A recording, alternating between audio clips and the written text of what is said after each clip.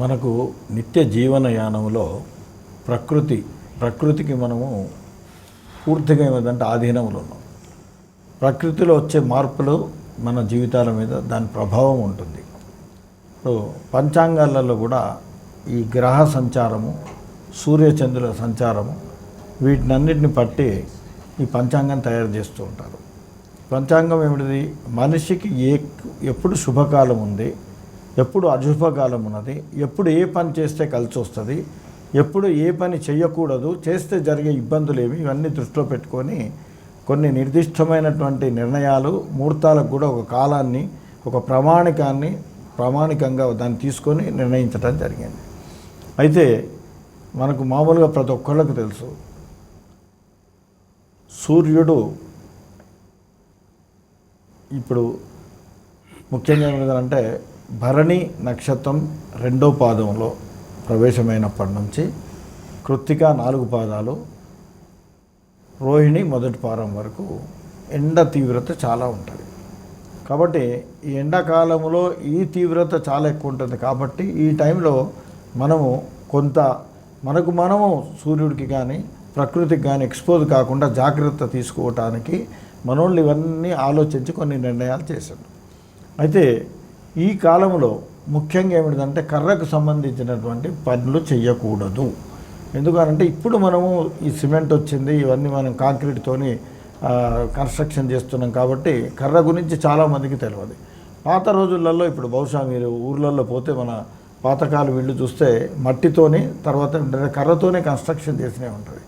ఇది కర్రతోని కట్టినది ఏమిటంటే ఆ ఎండ వేడికి పగుళ్ళు చూపే ప్రమాదం ఉంటుంది.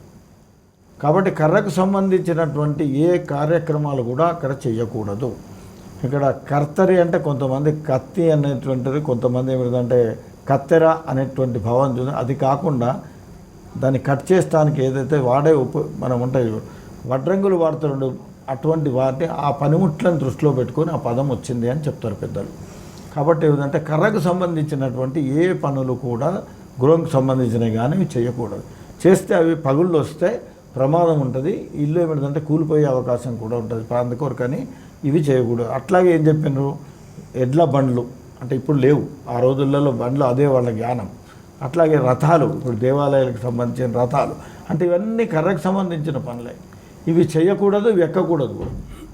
ఎక్కితే కూడా ఎక్కడైనా క్రాక్ వచ్చి ఉంటే అది ప్రమాదం అయ్యే అవకాశం ఉంటుంది. కాబట్టి ఇవన్నీ దృష్టిలో పెట్టుకొని ప్రకృతిని సంబంధించి దాన్ని దృష్టిలో పెట్టుకుని ఇవన్నీ నియమం.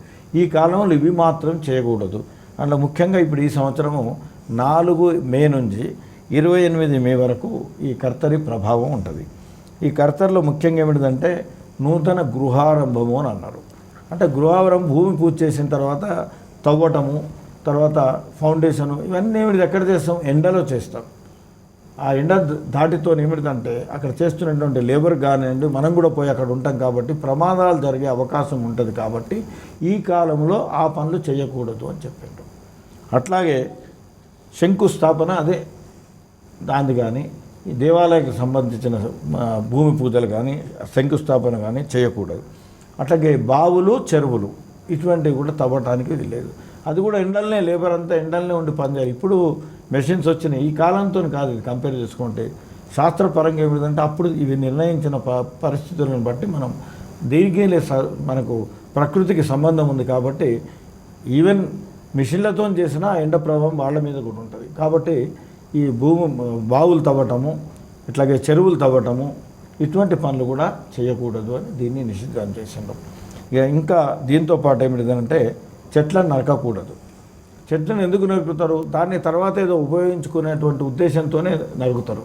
అయితే అది ఉపయోగపడాలి అంటే పగుళ్ళు రాకుండా ఉండాలి. ఎండ తీవ్రతకు పగుళ్ళు వచ్చే అవకాశం ఉంటుంది, అది చెడిపోయే అవకాశం ఉంటుంది, నిరుపయోగమయ్యే అవకాశం ఉంటుంది. కాబట్టి వాటిని కూడా నరకకూడదు. లేదా కారణాలు అందుకొరకని దాన్ని కూడా దృష్టిలో పెట్టుకున్నారు. అట్లాగే ఇందాక చెప్పినట్టు కొత్త బండి కానీ రథం కానీ ఎక్కకూడదు. ఇటువంటి పనులు చేయకూడదు. అంతేకాకుండా ఇప్పుడు వ్యవసాయ పనులు ఉంటాయి. వ్యవసాయంకు సంబంధించిన పనులు, ముఖ్యంగా విత్తనాలు విత్తటం కానీ ఈ పనులు కానీ చేయటం ఉంటుంది. ఇటువంటి పనులు కూడా ఈ విత్తనాలు విత్తడానికి ఇది అనువైన కాలం కాదు. ఈ కాలం ఎందుకంటే 2 రోజులలో ఎండిపోయి నిష్ఫలం కావచ్చు. మనం వేసిన విత్తనాలు పనికి రాకుండా పోతుంది. అనవసరంగా ఆ ఖర్చు భారం పడుతుంది, తర్వాత అది నిష్ఫలమవుతుంది. మనం కూడా ఎండలో ఎక్స్పోజ్ అవుతాం కాబట్టి ప్రమాదాలు జరిగే అవకాశం ఉంది. ఆ పనులు కూడా చేయొద్దు అని చెప్పాను. మరి ఏ పనులు చేయొచ్చు అని అంటే వివాహము, ఉపనయనము, అట్లాగే ఏమిటిదనంటే పూర్తిగా ఏదైనా ఇల్లు నిర్మాణం ఆల్రెడీ అయి ఉంటే, ఇప్పుడు రెడీమేడ్ కన్స్ట్రక్టెడ్ హౌసెస్ ఉంటాయి, ఆల్రెడీ మనం అగ్రిమెంట్ చేసుకొని దాన్ని కొనేసుకొని ఉన్నామనుకోండి, అటువంటి వాటిల్లో గృహ ప్రవేశం మట్టుకు పనికి వస్తుంది. అయితే కొంతమంది గృహప్రవేశం కూడా పనికిరాదు అన్నారు. దీని మీద ఇంతకుముందు కూడా ఒక పండితుల మధ్య చర్చ జరిగినప్పుడు ఇదే ఇక్కడ, ఎందుకనంటే ఇది మనం వాతావరణాన్ని బట్టి ఏమిటంటే ఈ కర్మలు పనికిరాదు, ఇది కేవలం అంటే దీన్ని కూడా ఆడంబరంగా చేసుకోవద్దన్నారు. ఒక శుభముహూర్తం అంటే ఇది మిగతా ఇప్పుడు కర్త మనకు మౌఢ్యం ఉంది కాబట్టి ఇప్పుడు పనికిరాదు.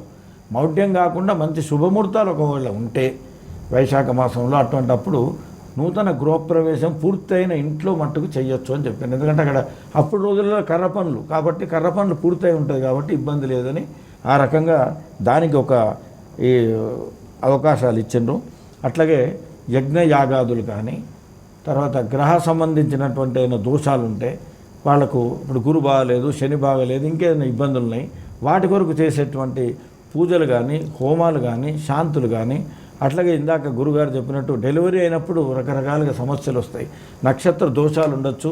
అది కాకుండా ఇందాక వారు చెప్పినట్టు ఇట్లా మెడలో పేగులు వేసుకొని పుట్టడం, వీటికి అనేటి శాంతి చర్యలు ఏమిటంటే కొంత సమయం ఉంది, ఆ సమయం కాలం లోపలనే చేయవలసి ఉంటాయి కాబట్టి ఇటువంటి కార్యక్రమాలన్నీ కూడా చేసుకోవచ్చు.